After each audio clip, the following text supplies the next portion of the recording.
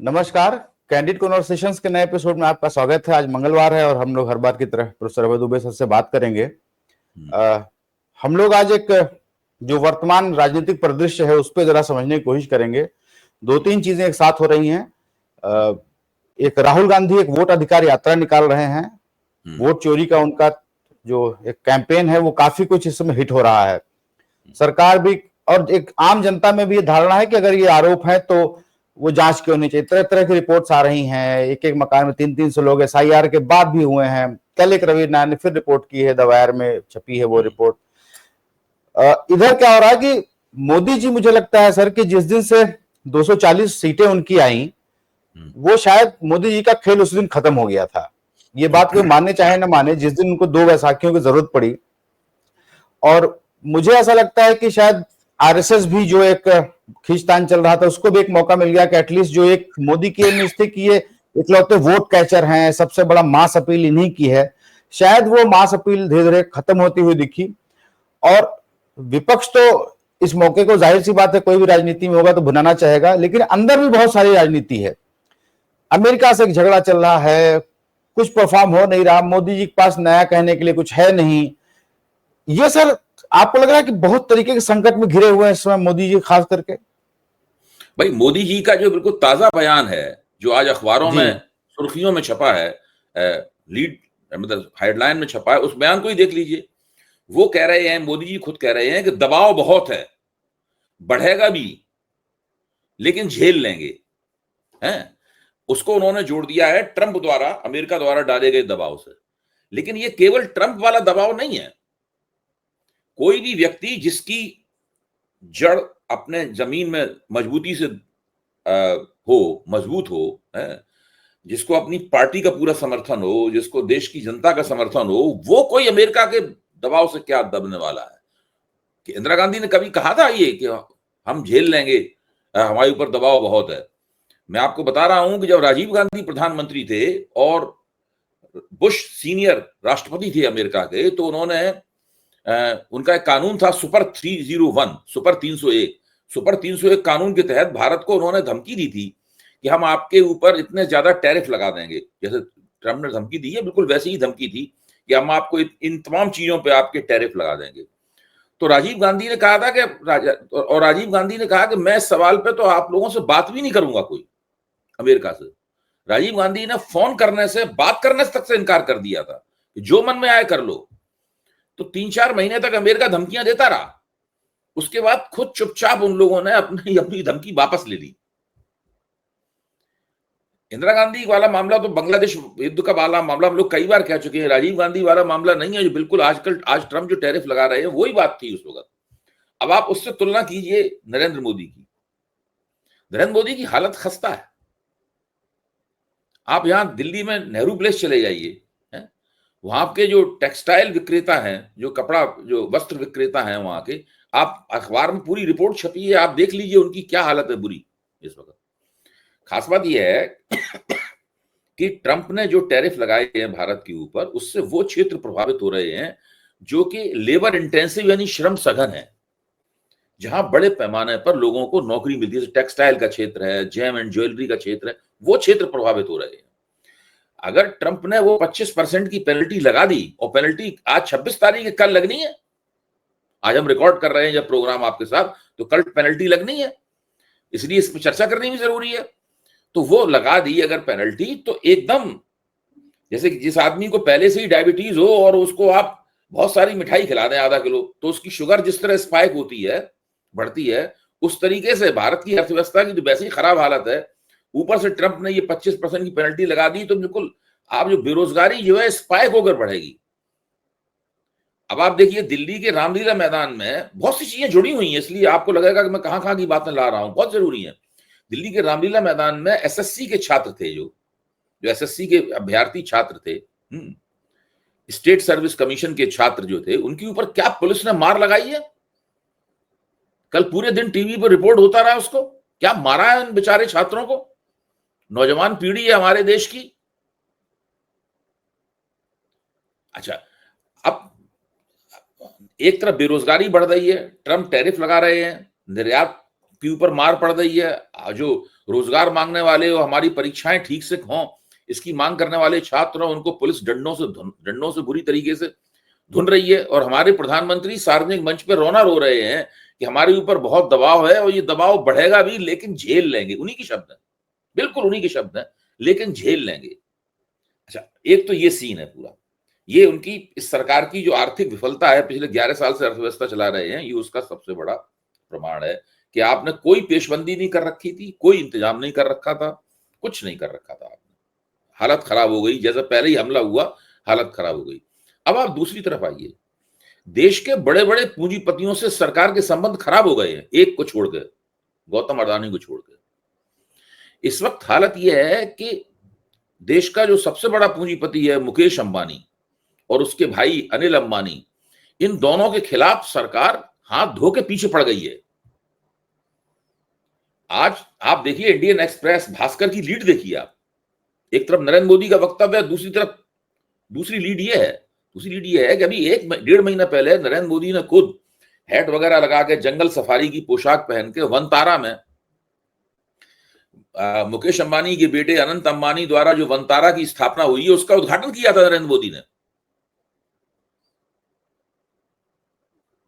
इस वक्त क्या है, सुप्रीम कोर्ट में 2 लोगों ने PIL डाल दी, पब्लिक इंटरेस्ट लिटिगेशन डाल दिया।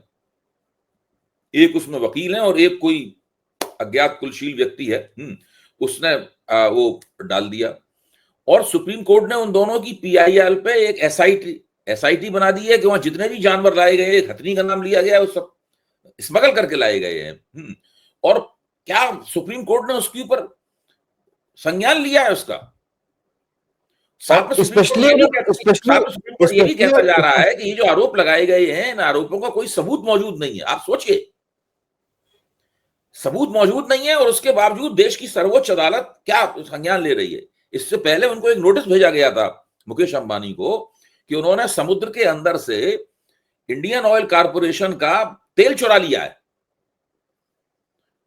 और छोटी मोटी चोरी नहीं कही गई है उस नोटिस में। सरकार ने 23,000 करोड़ रुपए आप इंडियन ऑयल कॉर्पोरेशन को दीजिए, आपने उनका तेल चुरा लिया है। अभी मैं अनिल अंबानी का तो मैंने नाम ही नहीं लिया है। ये तो मैं मुकेश अंबानी की बात कह रहा हूं, जिनकी बातें निकल के आती नहीं है अखबारों में, क्योंकि मुकेश अंबानी और गौतम अडानी का मीडिया पे बड़ा जबरदस्त कब्जा है, खबरें नहीं आती निकल के। अनिल अंबानी पे आरोप है कि तकरीबन 3,000 करोड़ रुपए का चूना उन्होंने स्टेट बैंक को लगाया है।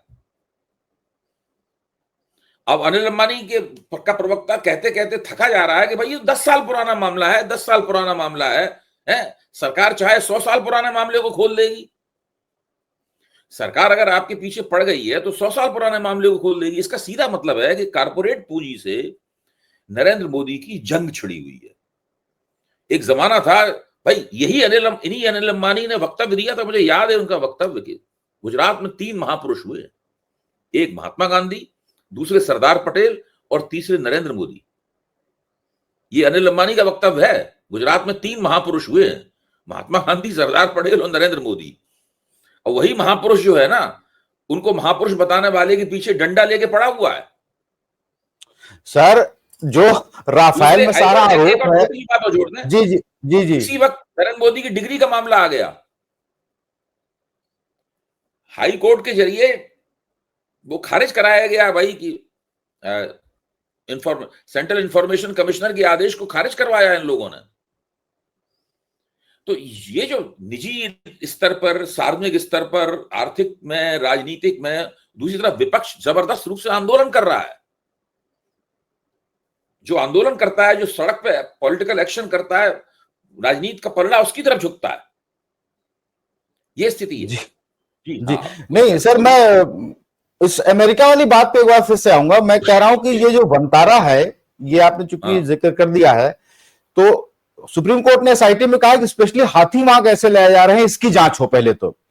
दूसरा सर क्या है कि आपको मैं एक अपने चैनल का एक पर्सनल तजुर्बा बताता हूं कि पिछली साल जब ये वनतारा खुला और वहां मोदी जी गए, तो अंदर वहां फोटोग्राफर कोई बाहर के या प्रेस के लोग नहीं जाते, उनका अपना एक ऑफिशियल कोई फोटोग्राफर होता है जो फोटोज जारी करता है बाद में। उस पर चर्चा हुई क्योंकि साउथ अफ्रीका के बहुत सारी वाइल्ड लाइफ ऑर्गेनाइजेशंस ने एक चिट्ठी लिखी थी कि ये वहां पे सब गड़बड़ चल रहा है, जो भी एंडेंजर्ड स्पीशीज के वो है जानवर हैं वहां पर रखे जा रहे हैं और ये कोई रिहेबिलिटेशन सेंटर नहीं है, ये इनका पर्सनल शौक के लिए खोला जा रहा है। तमाम तरह की बातें आई। तो हमारे यहाँ नीलू व्यास जी ने उस पर एक शो किया, एक वाइल्ड लाइफ के एक्सपर्ट थे, उन्होंने आकर के कुछ फोटोज दिखाई जो मोदी जी गए थे, और अंदर के एक दो फोटोज मिली जो इंटरनेट पे वो दिखाई गई। सर आप विश्वास करिए कि जो कॉपीराइट स्ट्राइक आता है वो जनरली वीडियोस का आता है, कि हमने किसी का वीडियो यूज कर लिया या किसी एजेंसी का कर लिया। फोटो पे सर उन्होंने मारा स्ट्राइक, फोटो पे, कि आप फोटो रिमूव करिए। वो इतना उसको छुपाना दबाना चाहते हैं। हमें लीगल नोटिस आया वहां से, कलकत्ता के एक वकील से बाकायदा मेल आई, फिर वो डाक से वो चिट्ठी आई कि आप उस अपना एपिसोड को हटाइए, और वो एपिसोड हमें हटाना पड़ा। बहरहाल सर एक और बात मैं कहना चाहता हूं, ये जो मोदी जी की जो मुसीबतें हैं, मैं प्रशांत किशोर की बहुत सी बातों से सहमत नहीं रहता हूं, और मैं ये नहीं मानता हूं कि किसी की बी टीम है, लेकिन फिर भी वो उनका कुछ कुछ काम ऐसे वो करते हैं या ऐसे बयान देते हैं जो मुझे लगता है कि ठीक नहीं है।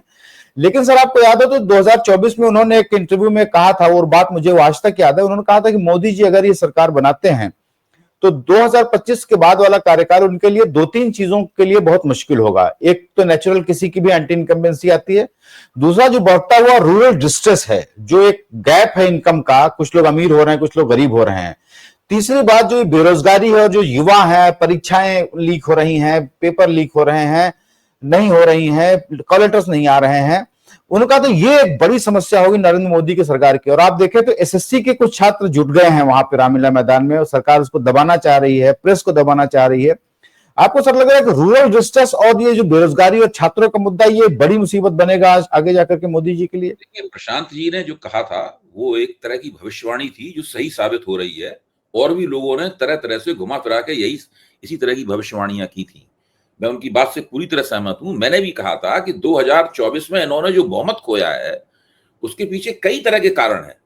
राहुल गांधी ने जो संविधान की कैंपेन चलाई वो भी उसका एक कारण था। उत्तर प्रदेश में जो भाजपा में योगी आदित्यनाथ और इन लोगों के भाजपा के सेंट्रल आला कमान के बीच में जो जूतालात हो रहा था वो भी उसका एक कारण था। कई कारण थे, लेकिन मुख्य कारण ये था एंटी इनकम्बेंसी का आर्थिक मोर्चे पर विफलता।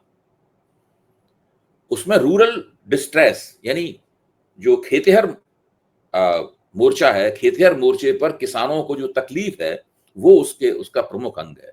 दूसरे, इन्होंने गड़बड़ सड़बड़ जीएसटी को जबरदस्ती उन्होंने थोपा, नोटबंदी कराई। इससे धीरे धीरे करके जितना भी असंगठित क्षेत्र था वो सब नष्ट हो गया, भारत का या नष्ट होने की कगार पर पहुंच गया। इन सब चीजों ने समस्या को और बुरी तरीके से बिगाड़ दिया। बिल्कुल वो ठीक कहते हैं, ये एक ही समस्या है, और ये समस्या इनकी खुद की बिगाड़ी हुई है। भाई नोटबंदी इन्होंने की, नोटबंदी किसी कांग्रेस के प्रधानमंत्री ने तो नहीं की। गलत जीएसटी, खराब जीएसटी ये लाए, ये तो किसी कांग्रेस के प्रधानमंत्री ने नहीं किया। और वो बंदा जीएसटी लाया जब तक मुख्यमंत्री रहा, जीएसटी का कस के विरोध करता रहा। वो सारी गड़बड़ियां इनकी खुद की हुई हैं। ये जो आज कह रहे हैं ना कि हम पे बड़ा दबाव है, लेकिन दबाव बढ़ सकता है, लेकिन हम झेल लेंगे, ये दबाव में आने की परिस्थिति जो है इनके खुद की बनाई हुई है। इन्होंने जितने काम किए हैं सब विफल रहे, और जो सरकार परस्त मीडिया है वो लगातार इनके गुणगान करता रहा। उसने इनका मुगालते पैदा कर दिए, गलतफहमी पैदा कर दी। ये भी मानने लगे कि हम तो खुदा की औलाद हैं, अपने आप को विष्णु भगवान का अवतार वगैरह घोषित कर दिया उन्होंने, अपने ही मुंह से कहने लगे, इनके चमचे कहने लगे सब। और संघ उसको दबा हुआ था, वो चुपचाप मुंह में दही जमाए बैठा रहा। तो ये इन्होंने अपने लिए खुद ही गड्ढा खोदा है। अब कभी एक गड्ढे में गिर जाते हैं, फिर बड़ी मुश्किल से निकलते हैं, तो दूसरे गड्ढे में गिर जाते हैं। विदेश नीति फ्लॉप, अर्थनीति पूरी तरह फ्लॉप, रक्षा नीति पूरी तरीके से फ्लॉप, नागरिक उड्डयन मंत्रालय फ्लॉप, स्किल मंत्रालय सुपर फ्लॉप, कुछ भी नहीं है इनके पास। ये पूरे 11 साल जो है इनकी सरकार के, ये मैं आप कहूंगा भीषण विफलताओं के वर्ष हैं। और धीरे धीरे ये विफलताएं जमा होती जा रही हैं। जब विफलताएं जमा हो जाती हैं तब फिर उनको आपने हल किया नहीं विफलताओं को, समस्या, तो फिर आप प्रबंधन करने से कैसे काम चलता है? अब देखिए कैसी कैसी बातें चल रही हैं कि धनखड़ साहब गायब हैं। कल एक नेशनल चैनल ने पूरा एक कार्यक्रम, एबीपी चैनल में संदीप चौधरी ने पूरा एक प्रोग्राम इसी के ऊपर किया, धनखड़ साहब गायब। उसमें क्या तथ्य निकल के आ रहे हैं कि राष्ट्रपति भवन ये कह रहा है, जो आरटीआई डाली गई उसमें राष्ट्रपति भवन ये कह रहा है कि कि धनखड़ साहब कब गए थे वहां पर राष्ट्रपति को अपना त्यागपत्र देने के लिए, इसके बारे में उनको कोई जानकारी नहीं है उनके पास। अच्छा, सरकार ने अधिसूचना जारी कर दी गृह मंत्रालय की तरफ से, उनका इस्तीफा हो गया। तो क्या गृह मंत्रालय को इस्तीफा दिया उन्होंने? भाई उपराष्ट्रपति गृह मंत्रालय को तो इस्तीफा देगा नहीं। तो अब इसको खुद किसने गड़बड़ किया? सरकार ने गड़बड़ किया। कहीं जबरदस्ती इनको दबा रखा है, धनखड़ साहब को निकलने नहीं दे रहे हैं बाहर, किसी बात का डर है। धनखड़ साहब भी बुरी तरह डरे हुए हैं। चूहा बिल में घुस जाता है ना, फिर निकलता नहीं है कि बाहर निकलते ही बिल्ली हमें खा लेगी। उस तरीके से वो पूरी तरह बिल में बहुत बड़ा। और फिर साथ में चल रही है कि अनिल अंबानी और धनखड़ साहब के बीच में मुलाकात हुई थी। आप सोचिए, अभी तक तो धनखड़ साहब के ऊपर यह इल्जाम चल रहा था कि उन्होंने विपक्ष का प्रस्ताव राज्यसभा में मान लिया, उसको प्रस्ताव को विचारार्थ स्वीकृत कर लेंगे, ये उन्होंने भाजपा को बिना बताए हुए मान लिया। ये बात चल रही थी। अब तो नई बात ये चल रही है कि वो तो अनिल अंबानी से मिले हुए थे, अनिल अंबानी के साथ उनका कुछ साजबाज चल रहा था। यानी मोदी जी को कहीं ना कहीं ये ख्याल है कि देश के बड़े पूंजीपति उपराष्ट्रपति के साथ मिलकर उनकी सरकार को कमजोर करने में लगे हुए थे। इस तरह की बात 10 साल में कुछ कभी नहीं ऐसी बात सामने आई। ऐसा होने लगा, इसका मतलब है कि सत्ता की बागडोर पूरी तरीके से प्रधानमंत्री के हाथ में नहीं है। सत्ता अब एक बहुकेंद्रीय हो गई है। ये प्रधानमंत्री हैं, सत्ता की बागडोर का एक हिस्सा इनके पास है, सत्ता का एक हिस्सा इनके पास है, लेकिन बाकी लोग भी सत्ता को इस्तेमाल कर रहे हैं। जी सर, मैं एक बार, चूंकि अमेरिका का टैरिफ फाइनली कल से लगी जाए शायद, तो मैं एक और बात जरा करना चाहता हूं कि पिछले साल सर जब चुनाव चल रहा था लोकसभा का, तो हम लोग राहुल गांधी से मिलने गए थे। एक आउटरीच प्रोग्राम के तहत वो तरह तरह के समाज के वर्गों को बुला रहे थे, तो पत्रकारों के एक वर्ग में, एक डेलीगेशन में मैं भी गया था। तो वहां पे चूंकि उस समय ये संविधान बदलने का बहुत मुद्दा जोर पे था, तो मैंने उनसे कहा कि आपको लगता है कि सच में संविधान बदल जाएगा और ये कितनी बड़ी समस्या है? तो उन्होंने कहा देखिए, संविधान अगर वो बदल भी देंगे तो वो बड़ी समस्या नहीं है, सत्ता में हम आएंगे तो हम वो रिस्टोर कर देंगे, वो बड़ा मुश्किल काम नहीं है। उन्होंने जो फिर समझाना शुरू किया सर, वो विदेश नीति और जो हमारा ट्रेड और विदेशों से रिश्ते हैं। उन्होंने कहा कि बहुत सारी बातें कही उन्होंने 1-1.5 घंटे तक। फाइनली जो उनकी बात का कुल लबल हुआ गया था, वो ये कह रहे थे कि भारत कहीं ऐसा ना हो कि दो बड़ी महाशक्तियों के बीच, अमेरिका और रूस के बीच बैटल ग्राउंड बन जाए। तो ये बात मुझे उस समय थोड़ी समझ में नहीं आई कि इसका क्या मतलब है कि दो लोगों की शक्तियों में बैटल ग्राउंड हम कैसे बनेंगे। खैर, मैंने उनसे पूछा कि ये रास्ता क्या है। उन्होंने कहा नहीं, कोई रास्ता नहीं है, आपके पास सिर्फ आप मैन्यूवर कर सकते हैं, इनसे जो फायदा मिले इनसे ले लीजिए, उनसे जो फायदा मिले उनसे ले लीजिए, दोनों से संबंध ठीक रखिए, एक डिस्टेंस बना के रखिए किसी से। और उन्होंने कहा कि मोदी जी क्या करें, कभी रूस के साथ दिखते हैं, कभी अमेरिका के साथ दिखते हैं। लेकिन सर, जब परसों ट्रंप ने अनाउंस किया कि मैं पेनल्टी इंडिया पे इसलिए लगा रहा हूं क्योंकि मुझे रूस को ठीक करना है, तो बात मुझे वो याद आई कि ये शायद इसी बैटल ग्राउंड बनने की बात कर रहे हैं, क्योंकि उसके दुश्मन रूस से है तो इंडिया पे टैरिफ ठोक रहा है। ये सर कितनी बड़ी समस्या होने जा रही है, क्योंकि कह रहे हैं कि जीडीपी बाई 0.5% नीचे आ सकती है हमारी, अगर ये टैरिफ इस टाइप से लग गया तो। देखिए, जीडीपी तो एक आंकड़ा है, वो 0.5% नीचे आ जाए और 0.5% ऊपर चला जाए, इससे वास्तव में लोगों को फर्क नहीं पड़ता। मैंने जो बात पहले कही थी कि अगर कोई शुगर का मरीज है और उसको आधा किलो मिठाई आप खिला दीजिए, तो आप समझ लीजिए उसका काम तमाम है, वो शुगर उसकी आसमान 400 पहुंच जाएगी उसकी। तो भारत की अर्थव्यवस्था को पहले से ही बेरोजगारी की शुगर हुई है। ये भारत की अर्थव्यवस्था बेरोजगारी के मधुमेह की शिकार है। और ट्रंप जो 25% दंड स्वरूप, देखिए आप सोचिए, दुनिया का कोई दूसरा देश भारत से कह रहा है कि हम आपको 25% का दंड देंगे। हम सार्वजनिक मंच पे बैठे हुए हैं, पब्लिक इंडिया के, गंदी भाषा का, जो गली की भाषा होती है उसका इस्तेमाल नहीं करना चाहते। उसका इस्तेमाल करके अगर मैं कहूं तो बात वही है जो कहा जा रहा है। भारत को दंड देगा कोई दूसरा देश? आप सोचिए, भारत जो कि संप्रभु और प्रभुसत्ता संपन्न गणराज्य है, जिसने आजादी पाई 1947 में अंग्रेजों से लड़ने के बाद में, 50 साल अंग्रेजों के खिलाफ लड़ा, उससे पहले 1857 में विद्रोह किया था अंग्रेजों के खिलाफ। उस भारत को अमेरिका का राष्ट्रपति कहता है कि हम तुम्हें दंडित करेंगे, और भारत का प्रधानमंत्री कह रहा है कि हम पे बहुत दबाव है। ये दबाव बढ़ सकता है, लेकिन हम इसे झेल लेंगे, ये कह रहा है। उपराष्ट्रपति गायब है, भारत का गृह मंत्री खुद सवाल पूछवाता है ताकि इस बात का जवाब दे सके कि भाई, तो कहता है, वो सफाई दे रहा है भारत का उपराष्ट्रपति।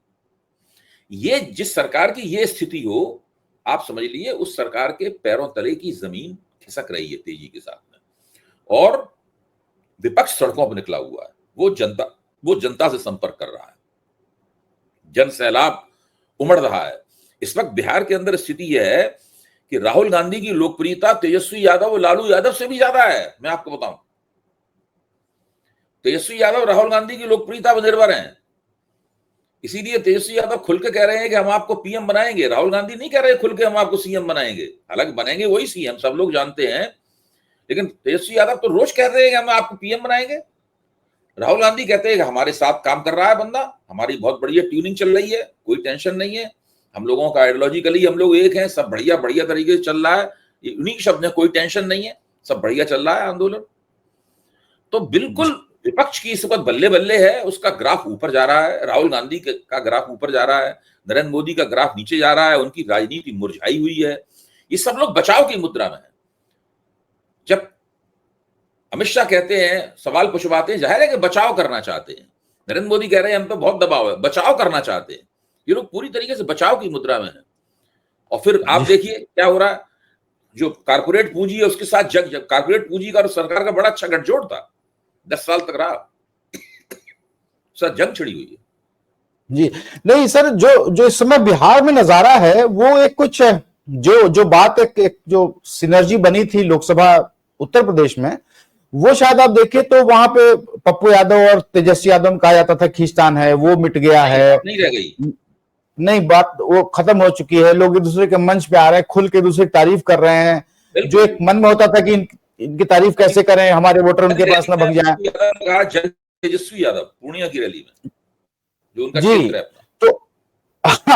तो वो एक सिनर्जी उसमें दिख रही है। लेकिन वहां से जाहिर सी बात है कि एनडीए इस समय नहीं है खबरों में। लेकिन सर क्या जो वोटर लिस्ट पे एक भरोसा है, और फिर से स्टोरी आई है कि एसआईआर के बाद एक एक घर में 300 वोटर, 250 वोटर अभी हैं, तो वो भरोसा आपको लगता है कि वो उस पर कामयाब होंगे, या अब लगता है कि नहीं, वोट कम से कम नहीं पड़ेगा इस टाइप से फर्जी, क्योंकि इतनी अवेयरनेस आ गई है अब लोगों में। योगेंद्र यादव और उनके मित्रों ने इंडियन एक्सप्रेस की ओपेड पेज पे फिर से एक डेटा एनालिसिस पेश किया है बहुत बड़ा, जिसकी कैचलाइन ये है कि अगर यही चलता रहा तो 2 करोड़ वोटरों का मताधिकार छीनने का खतरा है। इसलिए जो लोग ये कह रहे हैं कि भाई 65,64,000 कट गए, लेकिन बाकी बचे हुए जो 7.25 करोड़ वोटर हैं, उनके पास तो उनके मताधिकार तो बिल्कुल तय है, बिल्कुल एकदम, उसमें कोई दिक्कत नहीं, उनको इस आंदोलन से कोई मतलब नहीं। ये तर्क दिया जा रहा है ना कि इस आंदोलन से मतलब 65,000 है ना, 2 करोड़ लोगों को कोई मतलब नहीं आंदोलन से। लेकिन बात केवल 65,64,000 तक नहीं है, मामला तो कुछ और है। मामला यह है कि ये पूरी प्रक्रिया में अंततः क्या होगा, किस किस के वोटिंग अधिकार छिनेंगे, और वो उसको वापस लेने के लिए उसको क्या जद्दोजहद करनी पड़ेगी, किसी को अभी तक कुछ नहीं पता है। ये एक ऐसी परिस्थिति है जो भारत के इतिहास में आज तक नहीं हुई।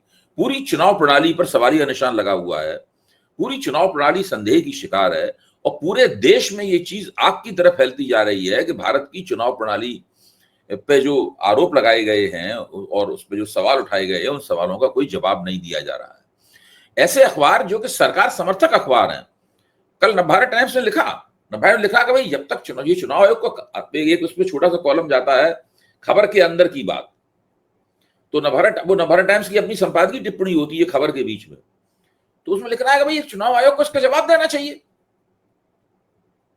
बहुत सारे पूर्व वरिष्ठ आईएएस अफसर जो हैं, विजय शंकर पांडे ने कल लिखा कि इसकी क्या तो आप हलफनामा नहीं मांग सकते, राहुल गांधी से क्या मांगेंगे आप हलफनामा? आपके ऊपर आरोप लगाया गया है, आप उसकी जांच कीजिए और जांच करने के बाद तथ्यों को सामने जीवन में पेश कीजिए, बस हो गया। तो ये स्थिति है। मेरा तो मानना यह है कि इस वक्त नरेंद्र मोदी, उनकी सरकार की साख काफी नीचे है, और ये लोग एक ऐसे दौर से गुजर रहे हैं जिससे उभरना, अगर ये जल्दी नहीं उभर पाई तो फिर उभरना बहुत मुश्किल हो जाएगी। लगभग वैसे ही दौर है जैसे दौर से कभी यूपीए सरकार आखिर के 1-1.5 साल में गुजरी थी, जब कुछ भी उसके लिए ठीक नहीं होता था। जी सर, मैं आखिरी सवाल कर लूं। अमित शाह ने जो एएनआई को इंटरव्यू दिया अभी, उसमें एक सिल्वाजुडूम का एक सर जजमेंट दिया था, जो अभी वाइस प्रेसिडेंट के कैंडिडेट है इंडिया गठबंधन के, जस्टिस रेड्डी, उनके फैसले को लेकर के सर 2 मिनट वगैरह आप बता सके कि वो सिल्वाजुडूम का फैसला क्या था, और क्या आपको लगता है कि इस तरीके की बात गृह मंत्री को करनी चाहिए कि नहीं, नक्सलियों से लड़ने के लिए हमें एक सिल्वाजुडूम जैसे संगठन की जरूरत है? देखिए, सिल्वाजुडूम एक ऐसा संगठन था जो कि कांग्रेस, छत्तीसगढ़ की कांग्रेस और भारतीय जनता पार्टी ने मिलकर बनाया था। कांग्रेस के विधायक थे महेंद्र कर्मा, ये उनके दिमाग में विचार आया था। सिल्वाजुडूम में हो ये रहा था कि जो सरेंडर कर चुके, हथियार डाल चुके जो माओवादी थे, उनको लिया जाता था और बाकी लोगों को लेकर स्पेशल पुलिस ऑफिसर एसपीओ बनाया जाता था। कश्मीर में भी बनाए जाते हैं एसपीओ? हाँ, कश्मीर बनाए थे, लेकिन वहां पे एसपीओ बनाए, यानी एक तरह की पीपुल्स मिलिशिया उन्होंने सरकार की तरफ से तैयार की थी। सरकार ने सीआरपीएफ, बीएसएफ या जो भी सुरक्षा बल थे, उन सुरक्षा बलों के अलावा एक पीपुल्स मिलिशिया सिल्वाजुडूम के रूप में बना के तैयार की गई थी।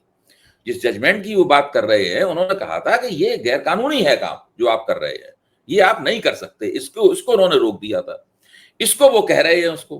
अब हर कोई जानता है कि अगर आप पीपुल्स मिलिशिया बनाएंगे, अंततः तो वो गैर कानूनी काम है, मतलब अंततः वो काम तो गैर कानूनी है, आप उसको कानूनी कैसे कह सकते हैं?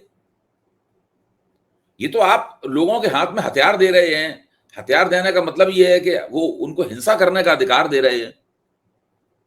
वो जब बंदे के हाथ में हथियार आ जाता है तो न केवल वो माओवादियों से लड़ेगा, वो अपने गांव के लोगों को भी धमकाएगा, वहां भी मनी एक्सटॉर्ट करेगा, वसूलिया भी करेगा, पता नहीं क्या क्या करेगा। फिर तो आप ऐसे लोगों को, आप नॉन स्टेट एक्टर्स को बेलगाम कर दे रहे हैं। असल में अमित शाह को बुरा क्यों लग रहा है? मैं ये मानता हूं कि हिंदुत्ववादी राजनीति है, इसकी एक विशेषता, इस पर ध्यान नहीं दिया गया है। मैं इसकी अलग से रिसर्च करूंगा। मैं आपके कान में, इन लोगों को भारत हासिल है नॉन स्टेट एक्टर्स को बेलगाम करने में। बाबरी मस्जिद पर हमला करने वाले कार सेवक कौन थे? Non state actors. कांवड़ियों वाले मामले में मुसलमानों की पेंट उतरवाने वाले कौन है? Non state actors. गोरक्षक जो लिंच करते हैं मुसलमानों को कौन है? Non state actors.